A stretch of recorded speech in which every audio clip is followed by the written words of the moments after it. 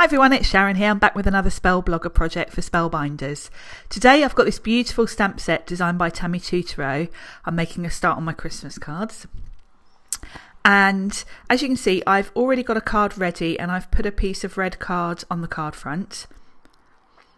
And this is the stamp. As you can see, the Spellbinders stamps come ready mounted. And I've taken the foam insert out of my Misty because this stamp's already got foam on it. I don't need that. And I'm going to stamp this with Memento ink because I'm going to be using some alcohol markers. I'm using my Misty just because this is quite a big stamp and sometimes you can't get enough pressure if you're using just an acrylic block, but to be honest it's come out fine anyway. So I can give that stamp a quick clean.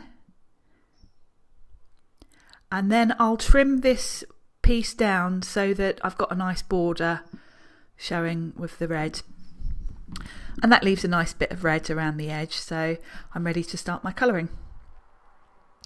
I'm not doing anything fancy with the colouring. I'm keeping it quite simple. This is quite a simple style of drawing, so you don't really need to have tons of shading. All I'm doing is using two shades. I've got a light green and a slightly darker green, and I'll just cover the whole of the mitten with the light green and then add in a bit of shading with the darker green, not being too precise, and I'm definitely not worrying about where the light source is or anything like that. I'm just going to add dark kind of under the lettering, along the bottom edges, and where the mittens overlap there would be a bit of shade, but other than that I'm not going to spend too much time on it. I think you do need a little bit of shading, otherwise it looks a bit flat, but you certainly don't need to worry too much about the shading. So that's the green, and then for the bottom part of the mittens I'm going to use some aqua blues. Now at this point of filming the video I got a bit distracted. Something caught my eye and I realised that I had someone wanting to come in. And this went on for about 10 minutes and another little fledgling joins him. I'm not quite sure if he was attracted. I had a candle flickering, so I don't know whether it was the light that attracted him. It was very sweet. And then he's sitting on the handle and kind of peeping in. It was very, very sweet. And him and another little fledgling, literally this went on for about 10-15 minutes of them both kind of peeping in and hovering around the door. It was very sweet. It was lucky really I was filming my video because I obviously had my camera running and I was able to just quickly turn it to face them without frightening them off.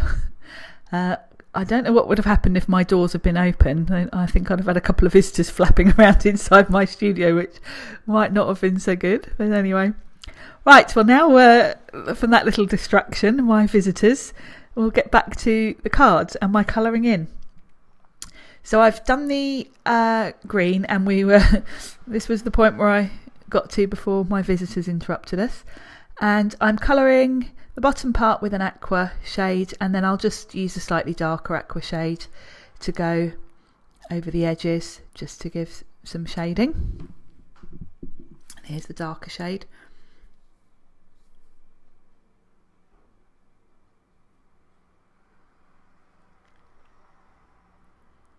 I think this particular design would be great if you're like me, if you have to make a lot of Christmas cards, because the colouring is quite quick and simple, and if you were doing the same card, you know, you'd be doing all of the green at once. You know, you could probably do them in batches of 5 or something, and you could rattle through quite a lot of cards in no time at all. So I've got some, like a dark red for the hearts, and I've put brown for the little buttons, and that's the Copic colouring done. Now I'm going to show you how I did the gold foiling. This is a Sakura Quickie glue pen, and it's got quite a fine nib on it, and the good thing about this glue is that as you draw it on, it's blue.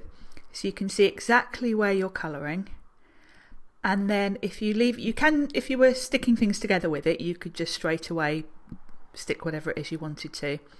But if you leave it to dry so that the glue goes clear, it then has a tacky finish, which is great for using with foils, glitter, anything like that. So I'm colouring in all of the can't think how to describe it, the solid parts of the lettering. And really, by the time I get to the end of this, the top part will probably already be clear. It doesn't take very long at all for it to turn from blue to clear. And just following all the lettering. This is a great technique, and I think gold foiling just gives a really, really luxurious look to your cards. And it's something, gold heat embossing just doesn't quite look as shiny as foiling. So I think this is a really great technique. And also you don't, as with other foiling techniques, you need to use a laminator or a mink machine or whatever. This, all you need is a quickie glue pen, so it's a really good way of using your foil without needing tons of equipment. So that's just the last bit, and then I'll just set that aside for 5 minutes and then we'll be ready for the foil. And that's, you can see it's gone completely clear. The foil I've got here is just some cheap foil I bought in India actually on a roll, but for this technique you can use any sort of foil. It obviously doesn't need to be heat activated foil, it can be any sort of foil because they'll all stick to glue. And you just have to place it over the top and just run your finger over it.